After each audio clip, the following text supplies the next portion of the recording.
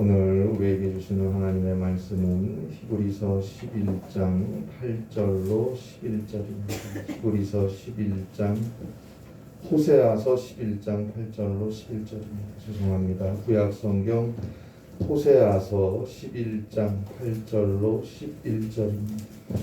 구약성경 1266면입니다.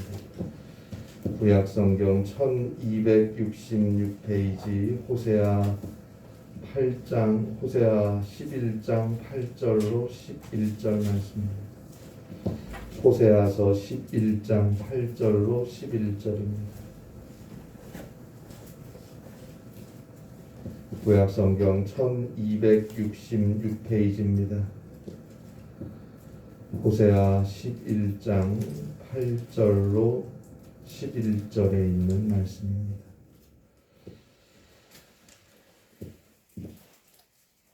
귀한 하나님의 말씀 함께 한 목소리로 봉독하시겠습니다. 에브라임이여 내가 어찌 너를 놓겠느냐? 이스라엘이여 내가 어찌 너를 버리겠느냐? 내가 어찌 너를 아드마같이 놓겠느냐? 어찌 너를 스보임같이 두겠느냐? 내 마음이 내 속에서 돌이키어 나의 긍휼이 온전히 불붙듯 하도다.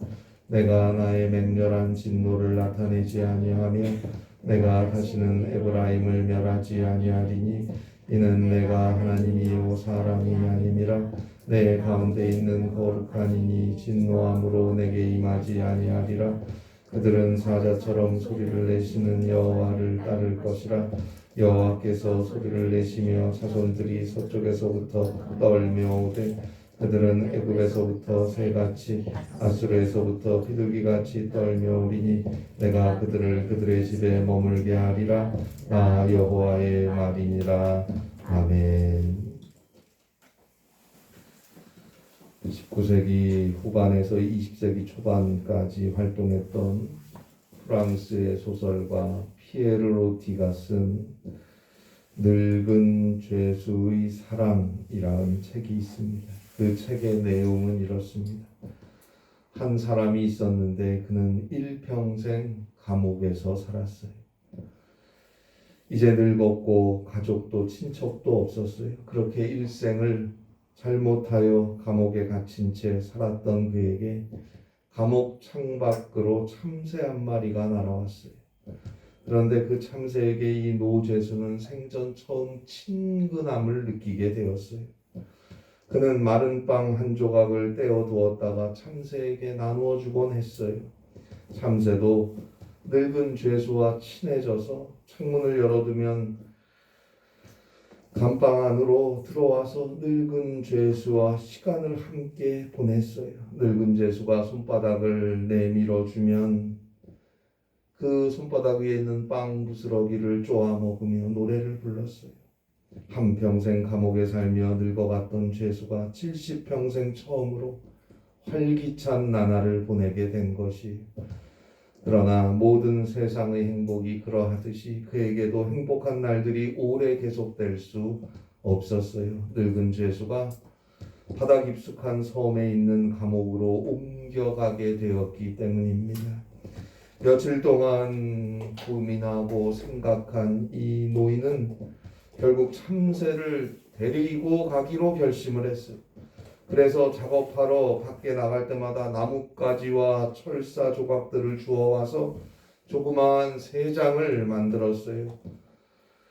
드디어 감옥으로 옮기는 날이 됐어요. 이제 바다 위에 깊은 섬에 위치한 감옥으로 옮겨가기 위해 배를 탔어요. 그런데 배를 타는 노인은 그 참새를 넣은 허름한 새 장을 가슴에 꼭 품고 소중히 보호했어요.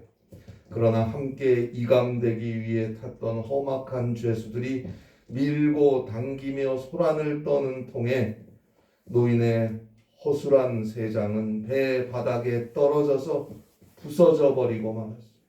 놀란 참새가 푸드덕 거리며 날아올랐는데 얼마 못 가서 곧 바닷속으로 떨어져 버렸어요. 그 이유는 참새가 달아날까 봐 노인이 참새의 꼬리를 잘라버렸기 때문입니다. 아, 저 참새를 건져주세요. 저 참새를 건져주세요. 그러나 우렁차게 울리는 백고동 소리가 늙은 죄수의 비통한 부르짖음을 삼켜버렸습니다. 사람을 소유하려고 해서는 안 됩니다. 내가 사랑하는 사람은 나로부터도 자유로워야 합니다. 이것을 잊지 마세요.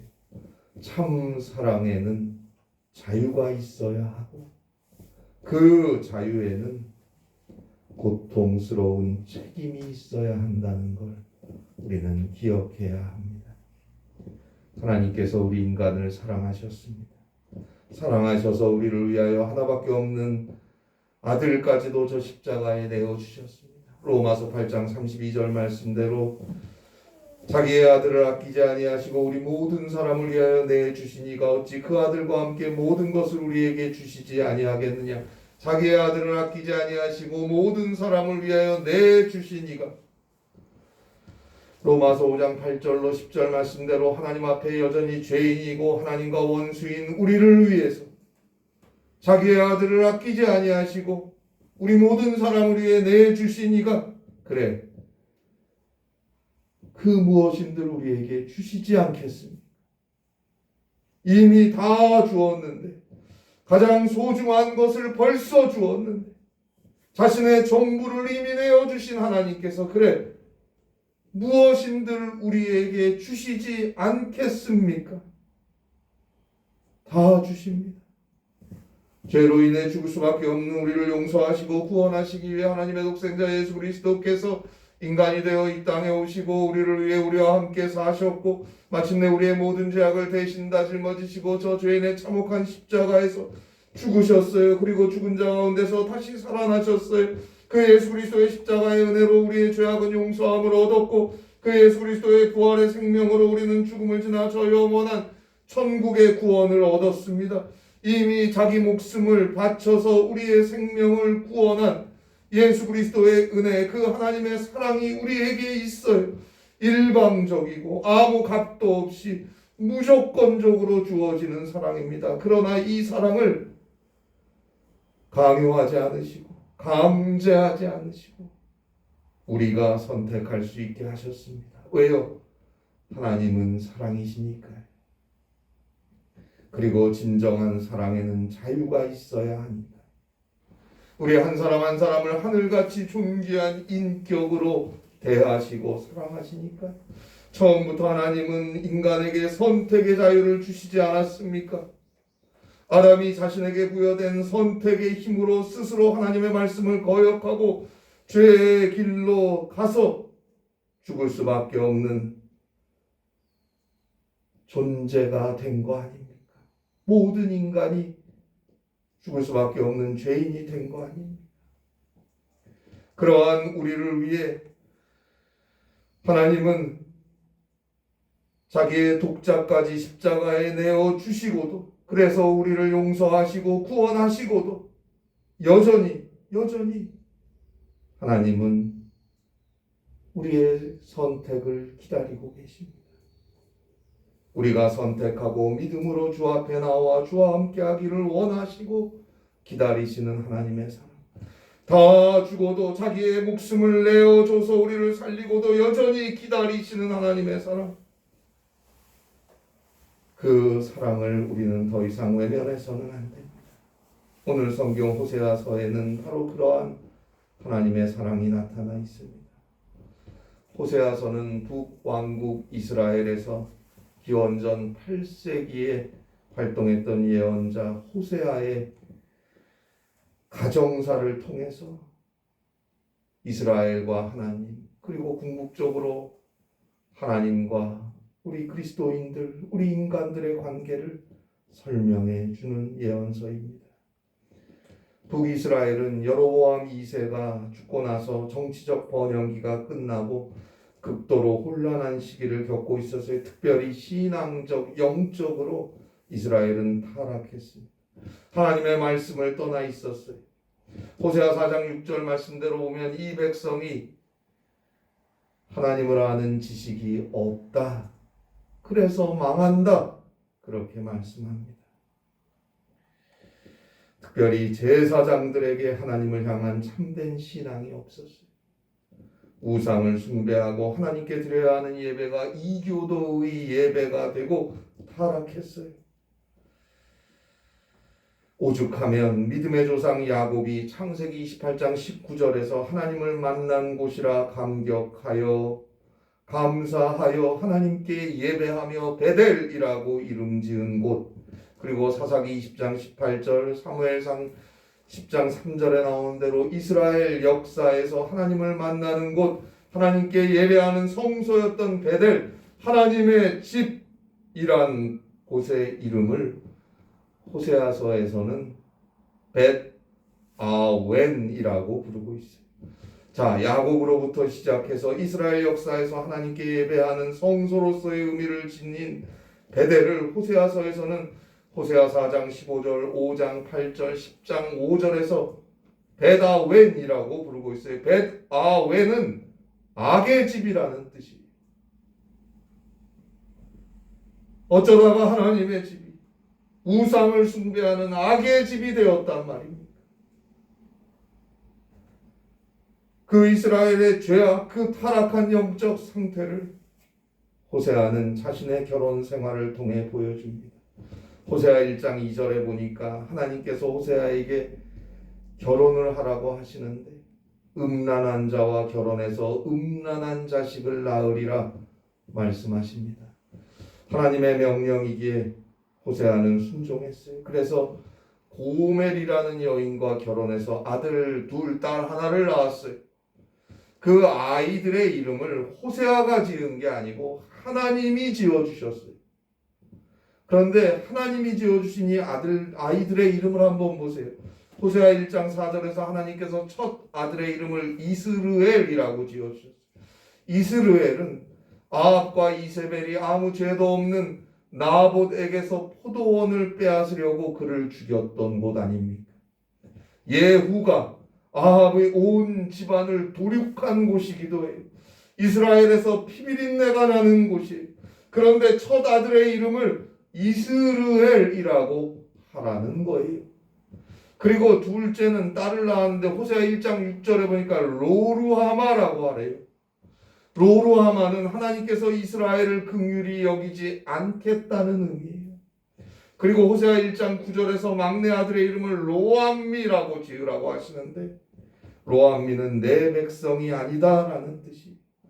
호세아와 결혼한 고멜은 결혼 전부터 방탕한 여인이었으니까 로암미 내 백성이 아니다. 아무래도 호세아의 아들이 아닌 것 같아요. 그러나 이 모든 것은 호세아의 결혼 생활을 통해서 하나님과 이스라엘의 관계를 설명하고자 하는 것입니다. 호세아가 하나님의 명령 때문에 선택한 음란한 여인인 고멜은 이스라엘의 영적 음란을 나타내는 것이고 그 사이에서 난 자녀들의 이름들이 우리에게 가르쳐주는 것은 갈수록 이스라엘이 하나님과 멀어지고 있다는 뜻입니다. 도저히 용서할 수가 없어요. 루하마가 아니고 로루하마예요. 하나님이 긍휼히 여길 수가 없어요. 로암미 내 백성이 아니에요. 암미 내 백성이어야 하는데 로암미 내 백성이 아니에요. 그대로 심판당해야 할 것 같아요. 더 이상 하나님의 백성이라고 할 수 없을 만큼 영적으로 타락한 이스라엘의 모습을 보여주는 것입니다. 그리고 이러한 관계는 오늘날 우리에게까지 확장됩니다. 예수 믿는다고 하면서도 여전히 자기 처지, 자기 상황, 자기 지식, 세상, 심지어는 자기 기분을 따라갑니다. 하나님의 말씀보다 세상 소리에 귀 기울이고 믿음보다 언제나 세상과 물질과 욕심을 따라 선택하고 있어요. 그러나 하나님은 그러한 우리를 여전히 사랑하십니다. 자, 호세아와 결혼했던 고멜은 결혼 전부터 음란한 여인이었고 결혼 생활하는 내내 방탕하게 살더니 결코 기어코 다른 남자와 연애를 해서 집을 나갔어요. 그런데 하나님께서 그 여자 고멜을 사랑하라 하시고 집을 나간 그 여자를 값을 지불하고 데리고 오라고 하십니다. 그 내용이 호세아 3장 1절로 2절에 나옵니다. 호세아 입장에서는 정말 힘든 일 아닙니까? 그러나 데리고 오라고 하시니 데리고 와요. 그리고 그녀를 붙잡고 하는 말을 한번 들어보세요. 호세아 3장 3절입니다. 그에게 이르기를 너는 많은 날 동안 나와 함께 지내고 음행하지 말며 다른 남자를 따르지 마라. 나도 너에게 그리하리라. 나도 너에게 그리하리라. 이제 나와 함께 하자. 더 이상 다른 남자 사랑하지 마라. 나도 너만 사랑하겠다. 이 여인에게 사랑의 맹세를 하고 있어요. 그 옛날 하나님이 선택한 이스라엘이었지만 우상숭배와 물질과 세상과 욕심과 쾌락과 방종함으로 하나님을 떠나간 이스라엘, 하나님께서 다시 그 이스라엘을 붙잡고 하시는 말씀입니다. 이제 그만 나와 함께하자. 나만 바라봐다오. 나도 너만 바라보겠다. 그 말씀입니다. 오늘날 예수 믿는다고 하면서도 여전히 하나님 앞에 진실하지 못하고 주의 말씀을 믿음으로 살지 못하고 세상에 치우쳐 살고 있는 우리들에게 주님이 하시는 말씀이에요. 이제 그만 나와 함께 하자. 나만 깨끗하게 믿고 사랑해다오. 나도 너만 사랑하겠다. 이 하나님의 소리를 들으실 수 있기를 바랍니다. 오늘 성경 호세아 11장 1절로 7절에서 이스라엘의 죄악이 자세히 나타납니다. 우리의 모습도 그러하지 않습니까? 그래도 하나님은 우리를 사랑하십니다. 주를 떠나 멀리 간 우리를 주님이 찾아서 데리고 와서 앉혀놓고 다시 씻겨놓으면 좀 이따 또 나가요. 또 데리고 와서 씻겨놓으면 또 나가요. 하나님을 향해 그리스도를 믿음으로 저 구원을 향해 살지 못하고 자꾸 세상으로 유혹과 죄, 그 진창으로 빠져가는 우리. 그래도 하나님은 여전히 우리를 사랑하시고 우리를 기다리고 계십니다. 오늘 성경 호세아 11장 8절입니다. 에브라임이여 내가 어찌 너를 놓겠느냐? 이스라엘이여 내가 어찌 너를 버리겠느냐? 내가 어찌 너를 아드마같이 놓겠느냐? 어찌 너를 스보임같이 두겠느냐? 내 마음이 내 속에서 돌이키어 나의 긍휼이 온전히 불붙듯 하도다. 에브라임이여, 에브라임은 북왕국 이스라엘을 의미하는 것입니다. 네가 아무리 잘못하고 멀리 떠나가도 내가 너를 놓을 수가 없다. 내가 너를 버릴 수가 없다. 하나님께서 말씀하십니다. 8절에 나오는 아드마, 스보임은 창세기 10장 19절에 보면 소돔과 고모라의 이웃한 도시들이었는데요. 이 두 도시의 죄악이 소돔과 고모라 못지않게 컸기에 신명기 29장 32절에 보니까 소돔과 고모라와 함께 멸망당했음을 알 수 있습니다. 그 도시들처럼 이스라엘이 멸망당하게 둘 수 없다는 거예요. 왜요? 하나님께서 이스라엘을 선택하셨으니까. 호세아가 음란한 여인 고멜을 선택하고 결혼하여 사랑하려고 애를 쓰듯이 하나님께서 이스라엘과 결혼하셨으니까 오늘 우리가 믿는 하나님은 바로 그 하나님이십니다. 자신의 독생자 예수 그리스도까지 우리를 위해 우리를 용서하시고 구원하시려고 인간이 되어 이 땅에 보내시고 대신 죽게 하시는 하나님 아닙니까? 죄 중에 빠져서 허우적대는 우리를 그대로 놓지 못하고 도저히 버리지 못하고 그래서 결국 자신의 모든 것을 내어줘서 다시 살려내시는 하나님 아닙니까? 그래도 여전히 제 갈 길로 가기 바쁜 우리를, 자기 소리 하기에 급급한 우리를 여전히 기다리고 사랑해 주십니다. 절대로 망하게 둘 수 없다. 괴로워하고 계십니다. 오늘 성경 호세아 1장 9절입니다. 내가 나의 맹렬한 진노로 나타내지 아니하며 내가 다시는 에브라임을 멸하지 아니하리니 내가 하나님이요 사람이 아님이라. 여러분, 누군가를 정말 깊이 사랑해 보셨습니까? 우리는 하나님은 사랑이시라 말하지만 그 말 이면에는 하나님은 고통당하신다는 의미가 있음을 잊어서는 안 됩니다. 하나님은 인간을 사랑하셨어요. 너무너무 사랑하셨어요. 그 사랑의 절정에 예수 그리스도가 있지 않습니까? 주님의 십자가가 있지 않습니까? 그러나 여전히 그 사랑을 거부하고 여전히 하나님의 사랑을 받지 못하고 하나님을 사랑하지 못하는 자들로 말미암아 하나님은 고통과 슬픔을 당하고 계십니다. 사실상 벌써 결혼 생활은 끝나야 합니다. 파탄이 났어야 합니다. 그러나 우리를 사랑하시기에 하나님은 고통 속에서 갈등하고 계신 거예요. 너를 어찌 놓겠으며 어찌 버리겠으며 어떻게 너를 멸하겠느냐. 결국은 하나님이 마음을 돌이키십니다. 8절 마지막이죠. 내 마음이 내 속에서 돌이키어 나의 긍휼이 온전히 불붙듯 하도다. 내 마음이 내 속에서 돌이키어 나의 긍휼이 온전히 불붙듯 하도다. 결국 하나님은 자신의 독생자 예수 그리스도를 우리 모두에게 아낌없이 내어주시기까지 하지 않았습니까? 내 마음이 내 속에서 돌이키어 나의 긍휼이 온전히 불붙듯 하도다.